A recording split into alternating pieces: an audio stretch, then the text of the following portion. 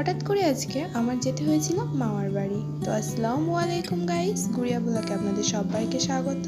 আশা করি তোমরা সবাই খুবই ভালো আছো। আমি আলহামদুলিল্লাহ খুবই ভালো আছি। এই শহরটা আমার কাছে অন্যরকম একটা ফিলিংস। এখানে আসলে আমার আর বাড়ি যেতে ইচ্ছা হয় না। তো কে কে এখানে এসেছো আমাকে অবশ্যই কমেন্ট করো। তো দেরি না করে চটপট রেডি হয়ে বার হয়ে গিয়েছি আমি আর আমার ভাই। তো দেখো পাশে দৃশ্যটা কত মনোরম, কত নিস্তব্ধ। এই শহরটা না খুবই আনকমন। আমি মামার বাড়ি এসে যেখানে আসতে সবথেকে পছন্দ করি সেটা হচ্ছে এই জায়গা। এখানে না আসলে আমার মামার বাড়ি আসা সার্থক হয় না বললেই চলে।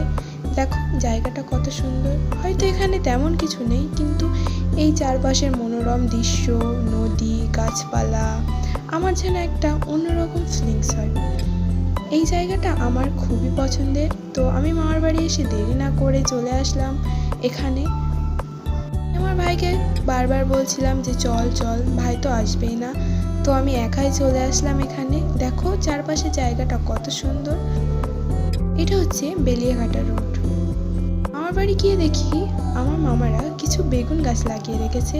তো গাছ মানেই তো আমার কাছে নেশা, তোমরা সবাই জানো, আমার আগের ব্লগে আমি বলেছি।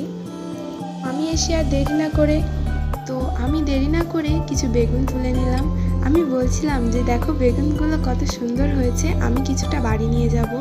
তো আমি বাড়ি নিয়ে আসার জন্য কিছুটা বেগুন তুলে নিয়েছিলাম। আমি নেক্সট ব্লগে এই বেগুন দিয়ে কিছু একটা বানিয়ে তোমাদের সাথে শেয়ার করব। আজকের মতো এটুকুই, দেখা হচ্ছে নেক্সট ব্লগে। Good bye.